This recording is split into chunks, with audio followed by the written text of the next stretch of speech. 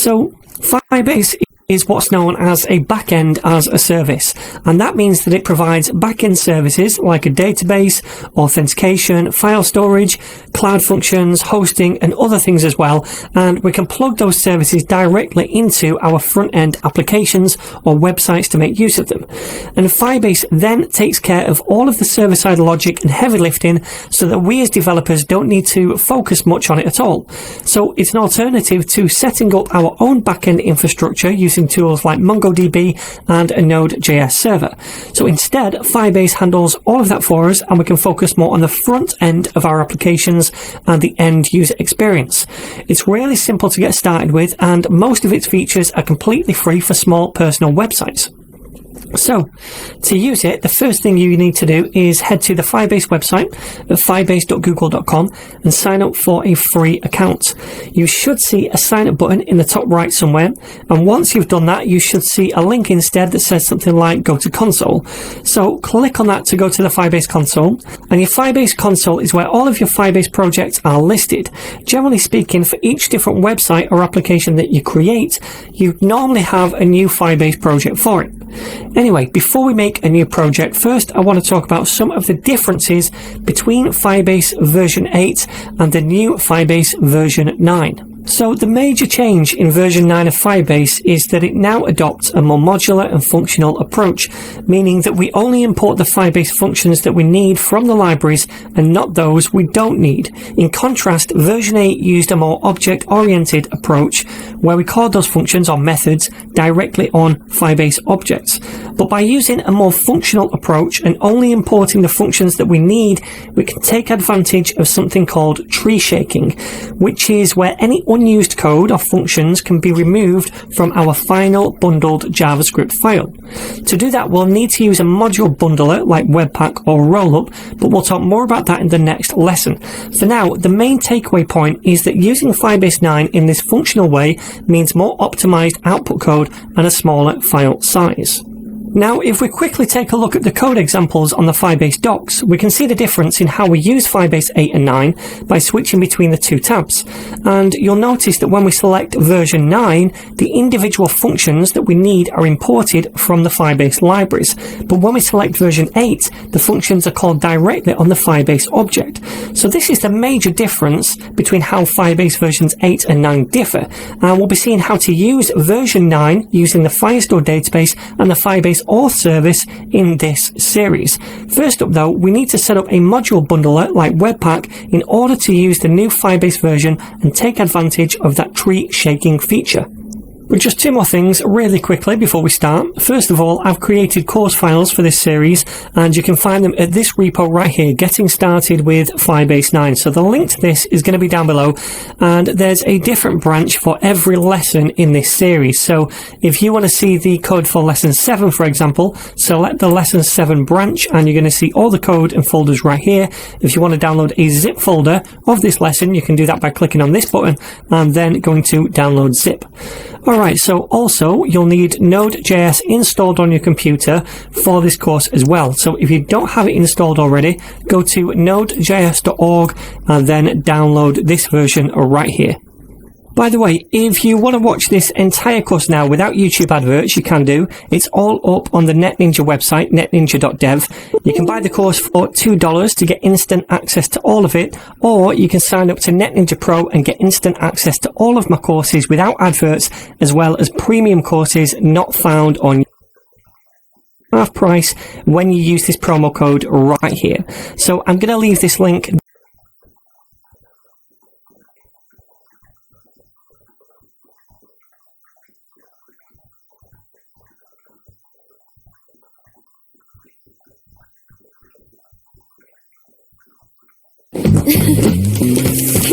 Pisang. Ayo.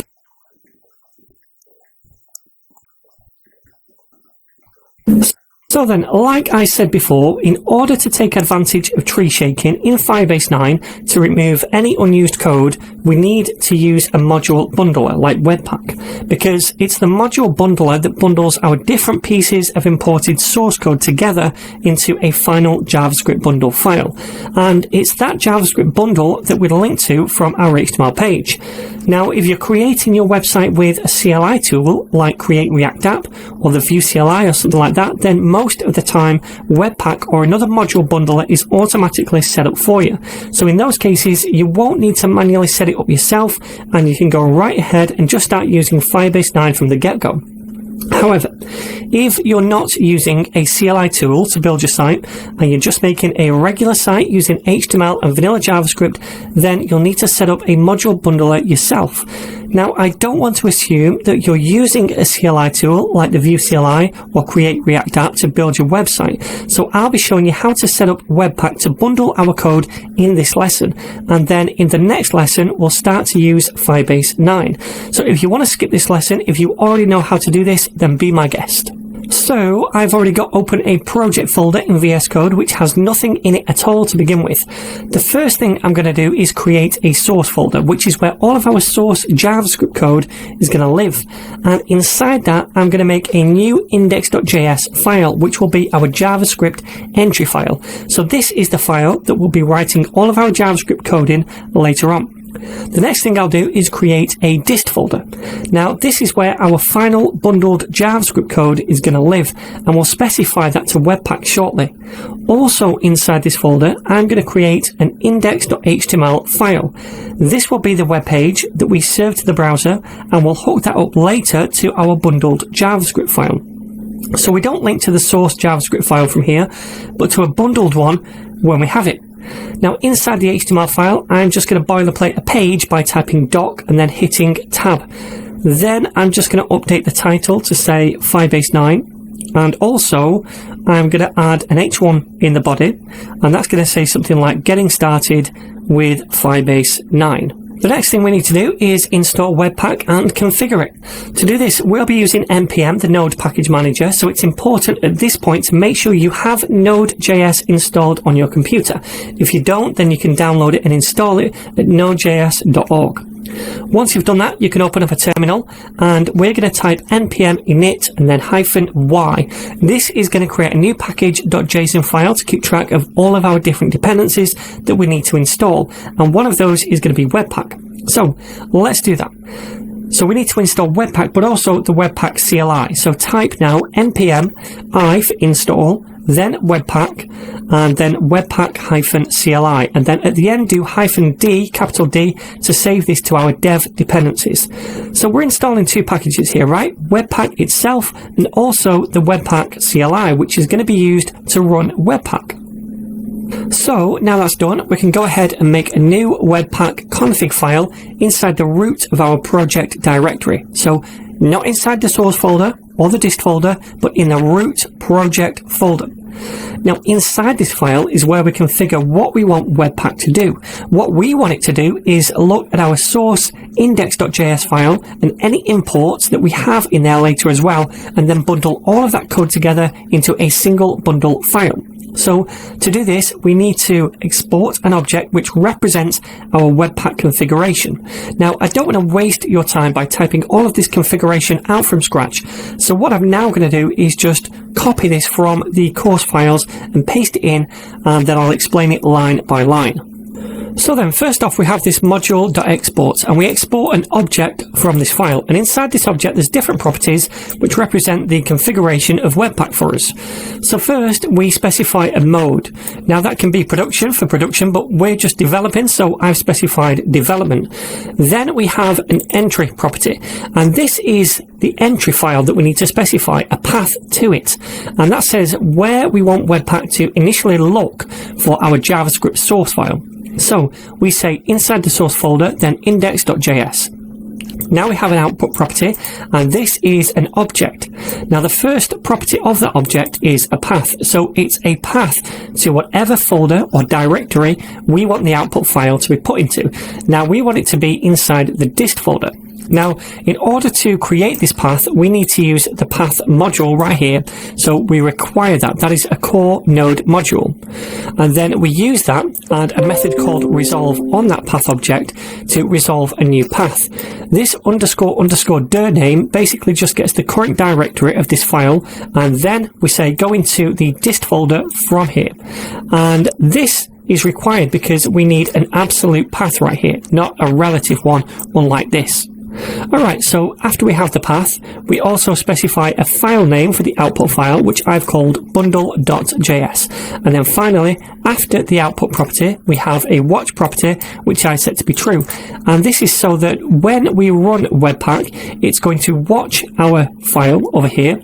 And every time we make a change, it's going to bundle up the new code into the bundle.js file. Seriously Musangking! Berbagi Musangking bersama di Pizza Hut!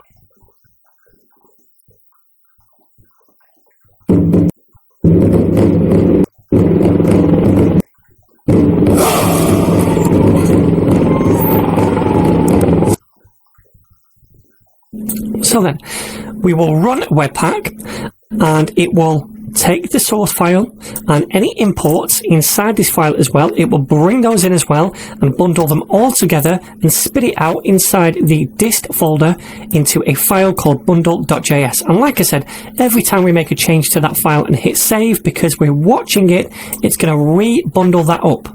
Alright, so now we have that Webpack config file set up. Next, we want to run Webpack to do all of this bundling. So to do this, we'll make a custom script in our package.json file. I'm going to call it build, but you can call it something else if you wish. And then for that, we just set it to be Webpack. So now, when we run this script, it will run the Webpack command, and that will automatically look for our Webpack config file and run Webpack according to our configuration. So just before we do that, let's add some code into the source index.js file. I'm just going to add in a simple console log and then I'm going to save it. But later on, we'll be using file imports in here to import functions from the Firebase library. And that's where the power of module bundle is coming to play. For now, I just want to see if this process is all going to work. So now we'll open up a terminal and I'm going to run our new script by typing npm run and then the name of the script, which is build. And when I do that, Webpack will take our source code and it's going to bundle it into the output file inside the dist folder. And we can see it right there. And it's also going to be watching our index.js file for changes so that it rebundles every time we make a change and then save the file. Now remember, we also need to link to this JavaScript file, the new bundle, from the HTML page. So let's also do that now. So right at the bottom of this page, I'm just going to add a script tag and set the source to be bundle.js. So now if we preview this in a browser, it should show the message in the console, right?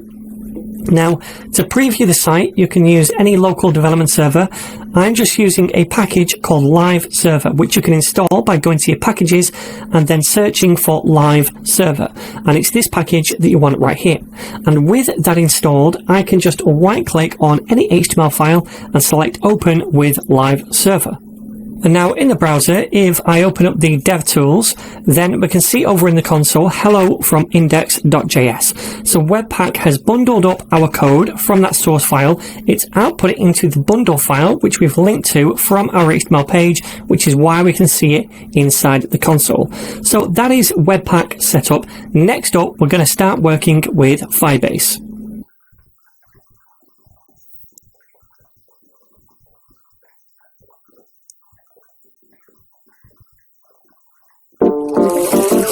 I have to finish this paper. I'm swamped. No one told me college would be so damp.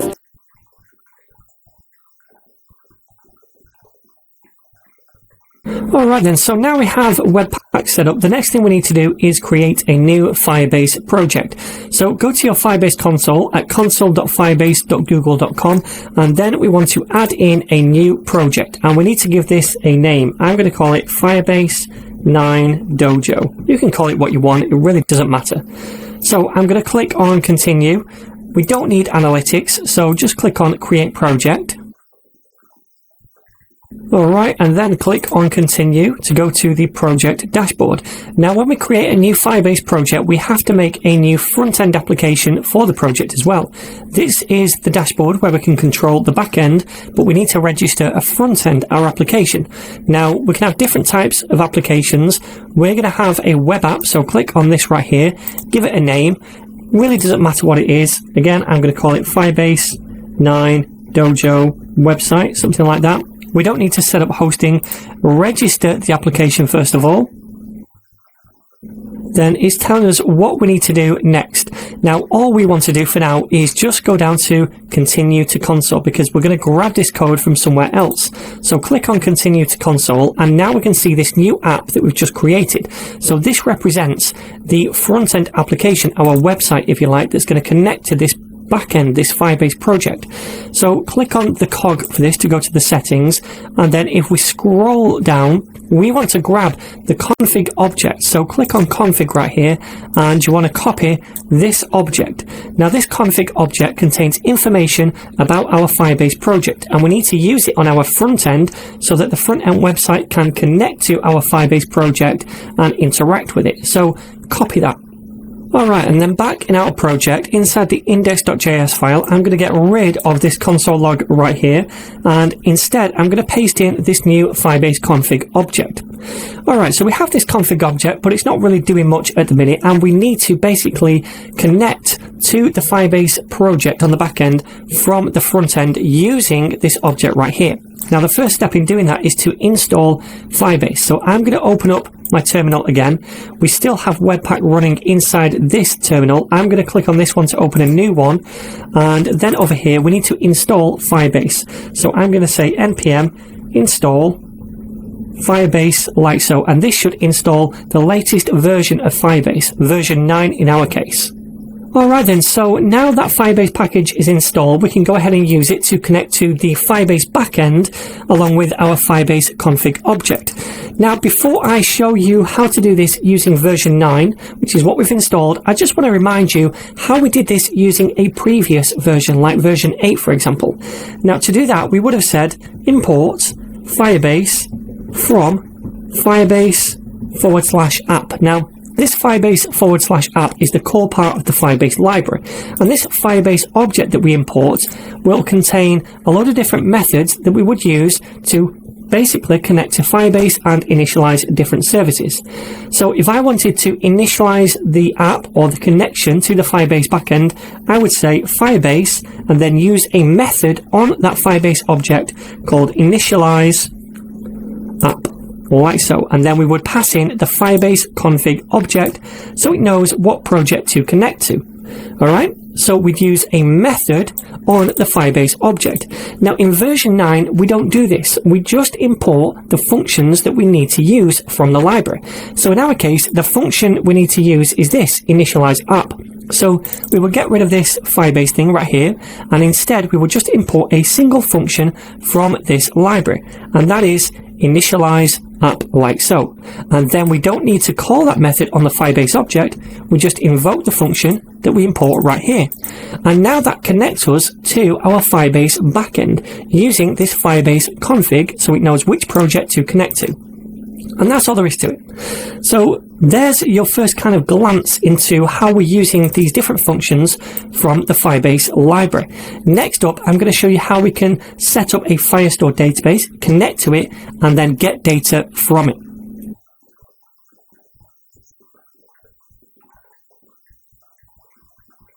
Switch to soft ice comfort night, bikin gak bocor belakang hingga 100%. My night mode.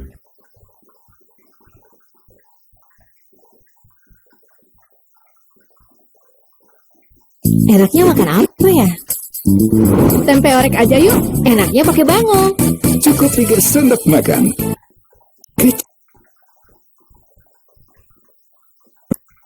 Alright then gang, so now we've connected to our Firebase backend over here. The next thing we want to do is set up a database and then connect to that database from our front end so that we can reach out and grab data from it. So the first thing we need to do is enable that database on the back end. So you can see we have all of these different features right here. The one we want at the minute is the Firestore database. There is this older real-time database as well, but we're going to use this one right here. So click on Firestore database, and then when this page loads, you're going to see a Create Database button. So click on that and then make sure you start in test mode, otherwise you won't be able to access your data. Now, this is all to do with Firestore rules, and I'm not going to delve into those in this series, but I will do a complete series in the future all about Firestore rules. So make sure you're in test mode and then click on next. Choose a Firestore location and then click on enable. And now we can see it's created this database for us. Alright, so this database is split up into collections and documents. So we would have a collection of a certain data type. For example, in this little application or website that I'm going to make, we're just going to have a data type called books, and they would all be in a collection called books. So I could create that. I'd give this a collection an ID or a name.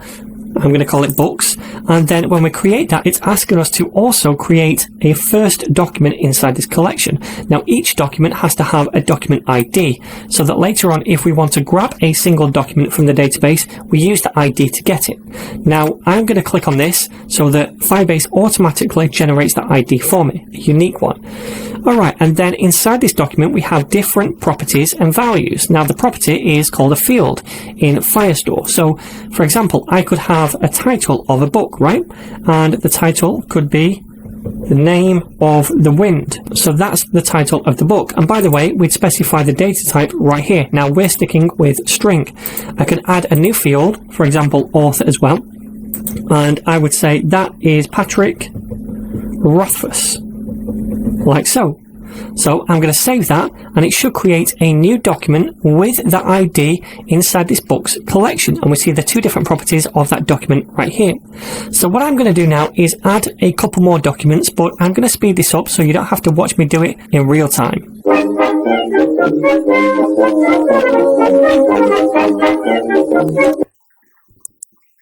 Next, I'm going to show you how we can connect this database from the front end, our website, and reach out and grab these different documents so that we can do something with them. Alright, so first off, you can see I've added in a few different comments, and these comments are what we're going to do in this lesson right here. This one is just for initializing the app to begin with. Alright, so the first step is to actually connect or initialize the Firestore service on the front end so we can connect to it. Now to do that, we need to import a function from the Firestore part of the Firebase library. So we say import, then curly braces. Now I'm going to be importing many things inside the next few videos. So what I'm going to do is place them on different lines for each video so they don't go off the screen and way over to the right and we can't see them. So the function we want to initialize the Firestore service on the front end is called get Firestore, and that will be a pattern for the different services that Firebase provides us with. If it was auth that we wanted to initialize, it would be get auth. Alright, so you'll see that kind of get and then the service name pattern. So that's a function, and it comes from Firebase /Firestore because this is the service we're using. So all we have to do is invoke this function right here to initialize the service. So I'm going to say const db is equal to get Firestore, like so. And this db is for database, and it represents our database connection, which we're kind of storing in this constant now.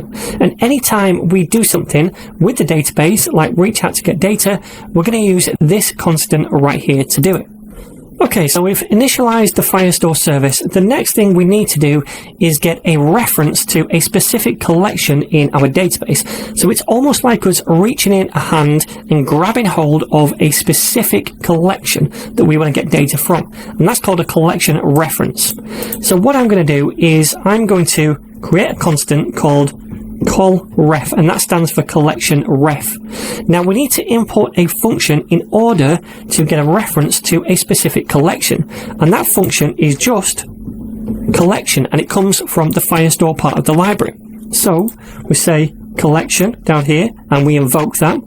Then as a first argument we pass through the database, so we know what database to look in for the collection, and as a second argument we say we want the books collection. Now, if you've used previous versions of Firebase, already this is going to look quite different, because previously we might initialize Firestore a slightly different way. We would say something like this: Firebase.firestore to initialize it, and then also, oops, not config right here, and also we would store that in a constant as well. So const db is equal to firebase.firestore, and then we would say something like db.collection and then books to get a reference to the books collection. So this is older versions of Firestore or Firebase. But now what we're doing is we're just using the function not on the DB object, but we're just importing that function from the Firestore library. And then we pass the database object in as an argument, and also as a second one, the collection we want to reference to. Now this reference is now being stored inside this constant collection ref. Rasa aku baru bikin ngemil makin gokil. Alright, so the next step is to get the collection data. And again, we just import a function to do that. And that function is called getDocs. So if I come down here, all I need to do is say getDocs, like so, and we pass in the collection ref as an argument. So paste that in, and what this does is go out, look at this collection, and try to retrieve all the documents inside that collection.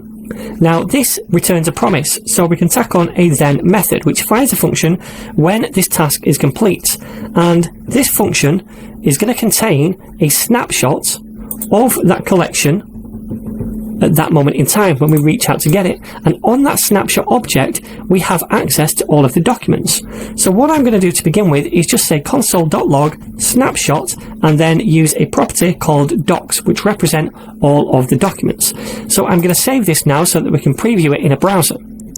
Alright, so now in the browser we can see this array right here of 3 different things, and each of these different objects right here represents a document inside that Firestore collection. Remember, I created 3 documents, right? And we've grabbed all of those 3 documents right here. Now, if we open up each one, there's loads of different properties and also methods on this object. Now, we're not interested in most of this stuff. All we want is the data and maybe the ID of the document as well. Now, the data is grabbed by using a data function right here. So we need to call the data function on each of our documents right here to actually get a data object that contains the title and also the author of each document, right? And then we can also grab the ID property of each document as well.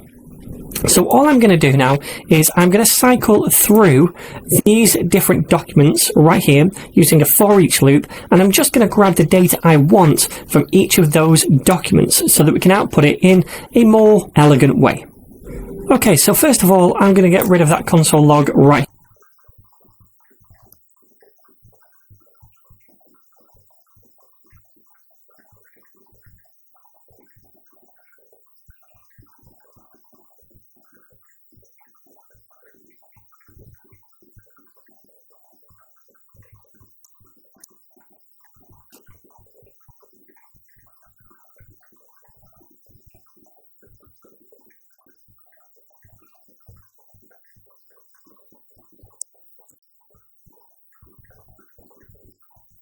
Here, and instead I'll create a new variable using let, because we're going to change this and it's going to be called books, and we'll set it equal to be an empty array to begin with.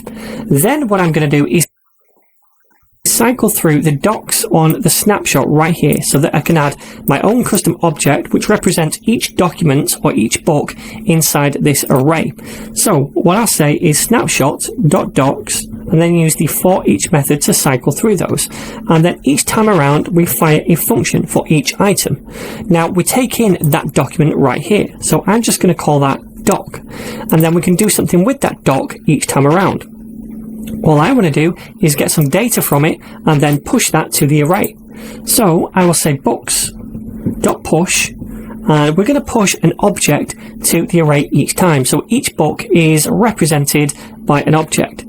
Now, what I want to do is get the data from the document. And remember, the data is the title and the author properties. Now, like I said a minute ago, the way we get the data is by using a data method on the doc object right here. So I can say doc.data to get that, and that returns an object with the different data properties, the title and the author. So what we need to do is spread that into our new object. So using the 3 dots. So it takes those 2 properties and it just outputs them into our new object. Also, I want the ID, and that's going to be a property on my object as well.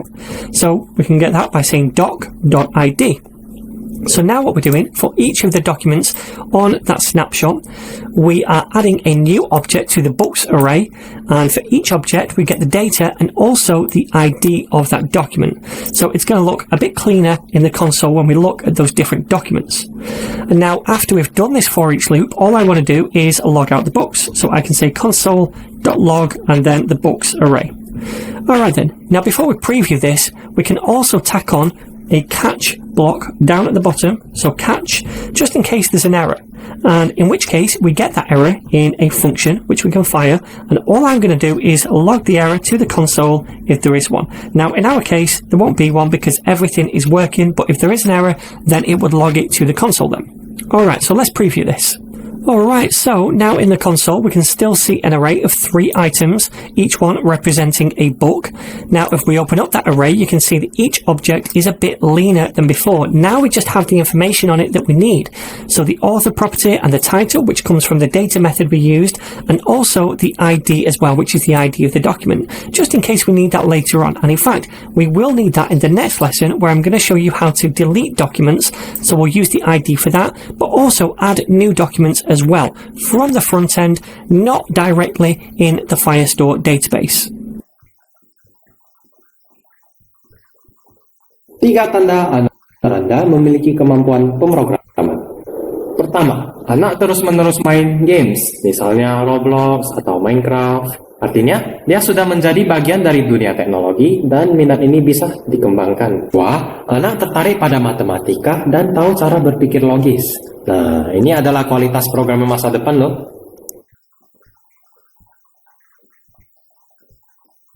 Alright then my friends, so we've already seen now how to use this function, getDocs, to get all the documents in a given collection, and we pass in a collection ref to that function. Now the collection ref we get by using the collection function, passing in the DB object as a first argument and then specifying what collection we want a reference to. So we're using these functions individually and we're importing those from the Firestore library. Okay, so this is the general pattern of how we're going to be working with Firestore. So that's how to get documents. Now I want to show you how we can add documents and delete documents. So to do this, I've already prepared a little bit of boilerplate code. Inside the index file, I've created 2 forms and an h2. So we have this h2, then we have a form right here with the class of add. This is for adding a new document. Inside that, we have a label for the title and also an input for the title. Now the name of this field is title. And then we have a label for author and an input for author, and the name of this is author. We'll be using the name attributes to get the values of these 2 inputs later on in the JavaScript. Then we have a button to submit the form. We have also a form for deleting a document where we have a label for the document ID and an input field where we put in the document ID and it has a name attribute of ID. When we submit this form, we're going to use the ID value to query a particular document and delete it. So that's the boilerplate HTML, those 2 forms, this one with the class of add and this one with the class of delete. If we go to the index.js file, I've also added in a bit of JavaScript as well. So we have adding documents and deleting documents. The first thing I do is I store the add form inside this constant right here using the query selector. So we have a reference to that form, and then I attach an event listener to the form. The event is submit, and we fire a function when we submit that form. And we take in the event object and we use that to prevent the default action. Remember, when we submit a form on an HTML page, the default action is that it refreshes the page, and we don't want to do that. So we prevent that default action. And we do the same thing down here for the other form when we're trying to delete a document. We query that first of all, and we store it inside this constant delete book form. Then we attach an event listener to that, submit event, fire a function, take in the event object, and prevent the default action. So it's inside this function right here that we want to add a new document by grabbing the value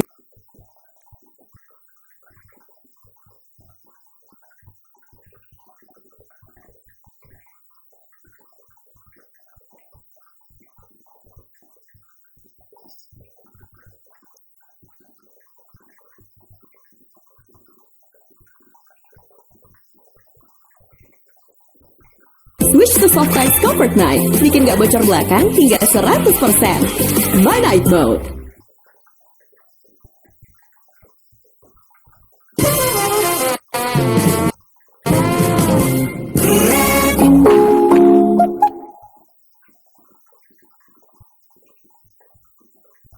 Alright then my friends, so there's one more thing I'd like to show you when it comes to Firebase 9 in this series, and that is how to unsubscribe from subscriptions.